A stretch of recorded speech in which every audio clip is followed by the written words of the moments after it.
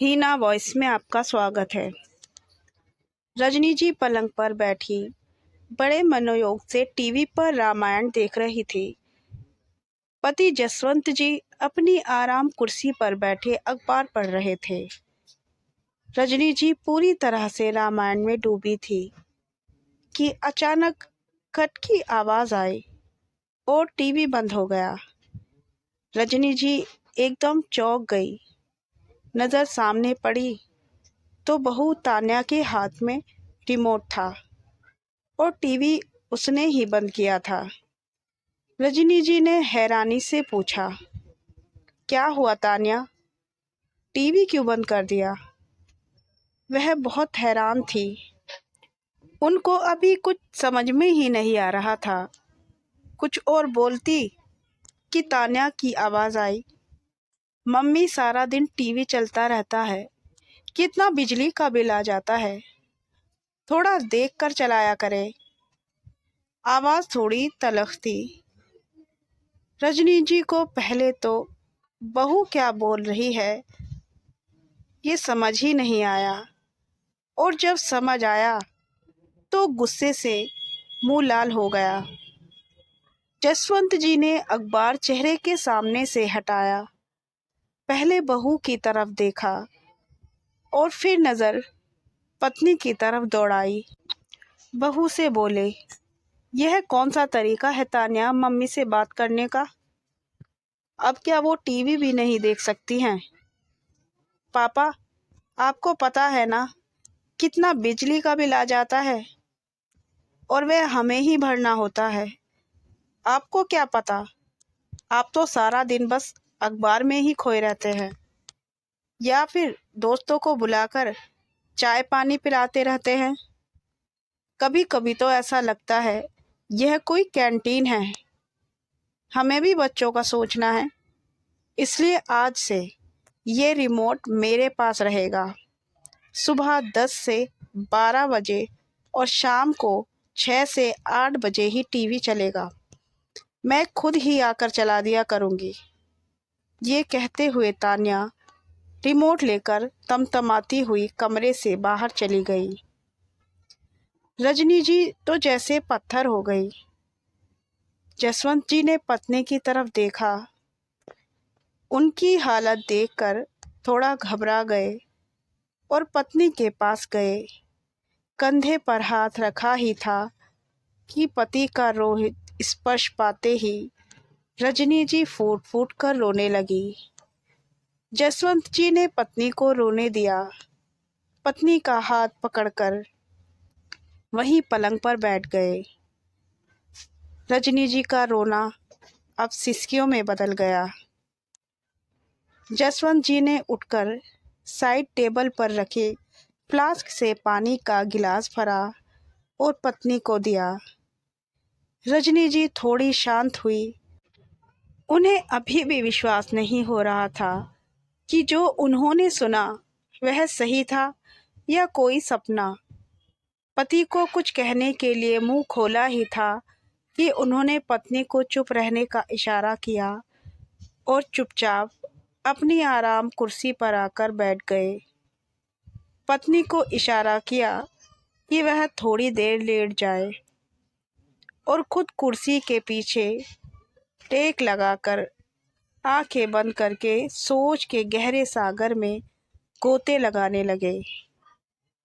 उन्हें समझ ही नहीं आ रहा था कि क्या हो गया।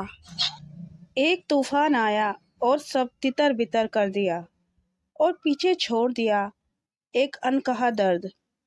पत्नी की तरफ देखा तो वह भी आंखें खोले उसकी तरफ देख रही थी।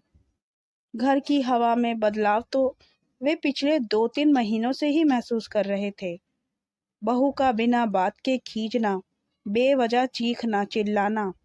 पहले बेटा आते जाते मिलता था, पर अब सिर्फ डिनर टेबल पर ही दिखता था। जसवंत जी या रजनी जी कुछ पूछे तब बस हो या ना में जवाब मिलता था। बहू ने 1-2 बार इशारे इशारे में जता भी दिया कि यह मकान उनके नाम कर दें।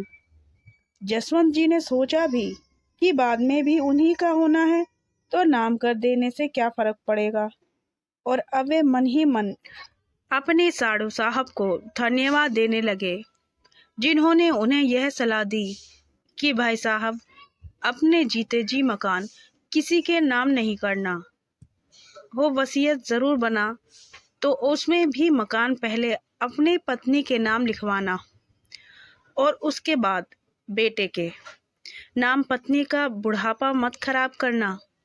आपके बाद कम से कम इज्जत की 2 रोटी मिलेगी उसे, इसी मकान के लालच में।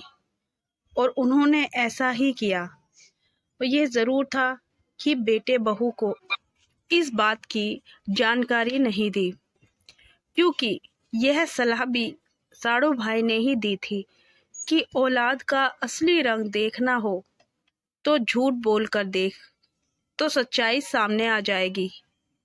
इतनी जल्दी नकाब उतरेगा, यह नहीं सोचा था। जसवंत जी ने सिर हिलाया, जैसे किसी निर्णय पर पहुंच गए हैं। रात को दोनों चुपचाप डिनर के लिए डाइनिंग हॉल में आ गए। बेटा बहू, पोता पोती सब थे। चुपचाप खाना हुआ। बच्चे खाना खाकर अपने कमरे में चले गए। जसवंत जी ने बेटे रोहन और तान्या को अपने सामने बैठने के लिए कहा और बेटे की तरफ मुखातिब होकर बोलने लगे, देखो रोहन, आज जो हुआ वो मैं दोहराऊंगा नहीं। तान्या से पूछ लेना कि आज उसने क्या हिमाकत की है। ना ना, कुछ बोलने की ज़रूरत नहीं है तान्या को। बोलने के लिए आतुर देख जसवंत जी ने कहा और बात आगे बढ़ाते हुए बोले, आज ऐसा हुआ है जो मुझे मंजूर नहीं है। इस घर को, तुम्हारी जिंदगी को बनाने में हमने ना दिन देखा ना रात, कभी पैसों का मोह नहीं किया। तुम्हारी मम्मी भी अच्छा कमाती थी और मैं भी अच्छा वेतन पाता था, तो जिंदगी आराम में गुजर रही थी। और फिर ये 2 मंजिला मकान भी बना लिया ताकि बुढ़ापा शांति से गुजर जाए। तुम्हारी मम्मी ने 2-2 ड्यूटियां निभाई, घर को भी पूरा समय देती थी और नौकरी भी करती थी।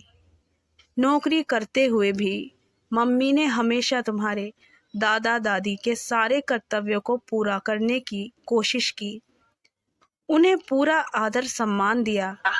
और आज जब उसके आराम करने का समय है तो उसका टीवी देखना भी तुमको भारी पड़ रहा है।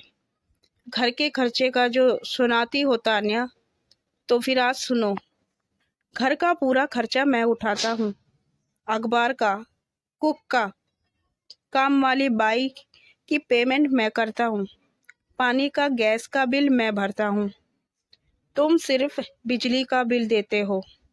आज तक ना तुम्हारी मम्मी ने ना मैंने तुम दोनों से कभी पूछा है कि कहीं जा रहे हो, क्या खर्च कर रहे हो, क्या ला रहे हो या क्या ले रहे हो। तो फिर हमारा खर्च तुम्हारे लिए इतना बड़ा हो गया कि तुमने हमारी टीवी का समय ही बांध दिया। तो बेटा, ये तो मुझे बिल्कुल भी मंजूर नहीं है। एक बात और सुन लो, मैंने और तुम्हारी माँ ने जिंदगी में खूब इज्जत कमाई है। अब घर में मेरी या तुम्हारी माँ की बेइज्जती हो तो मैं बिल्कुल बर्दाश्त नहीं करूँगा। इसलिए मैंने आज ये फैसला किया है कि या तो तुम ऊपर की मंजिल पर शिफ्ट हो जाओ, अपनी गृहस्थी अलग बसाओ और मुझे हर महीने 4500 रुपये किराया दो, और या फिर कोई दूसरा मकान ढूंढ लो तो मैं ऊपर की मंजिल किराए पर चढ़ा दूंगा, जिससे हमारा काम बहुत अच्छे से चल जाएगा। हम दोनों की पेंशन भी आती है, तो पैसों की तो कोई चिंता नहीं है। अच्छा हुआ अभी मैंने ये मकान तुम्हारे नाम नहीं किया, वरना हमें तो बेघर करने में तुम एक दिन भी ना लगाते। आज पता चला कि समझदार लोगों की दोस्ती करने का क्या फ़ायदा होता है। आज 8 तारीख है, 30 तक सोचकर जवाब दे देना। मैं उस हिसाब से आगे के लिए सोचूंगा। अब फैसला तुम्हें लेना है। चलो रजनी, कहते हुए जसवंत जी उठे और अपनी पत्नी का हाथ पकड़कर अपने कमरे की तरफ बढ़ गए। बिना मैंने देखे कि अभी जो बम उन्होंने पीछे छोड़ा था उसका असर उन दोनों पर क्या हुआ। हमें अपने माँ बाप के साथ ऐसा नहीं करना चाहिए। माँ बाप जो कुछ कमाते हैं, सेविंग करते हैं, मरने के बाद उनके बच्चों का ही होता है। तो फिर हम माँ बाप के साथ इतना गलत क्यों करते हैं। कहानी पसंद आई हो तो वीडियो को लाइक और चैनल को सब्सक्राइब ज़रूर करें।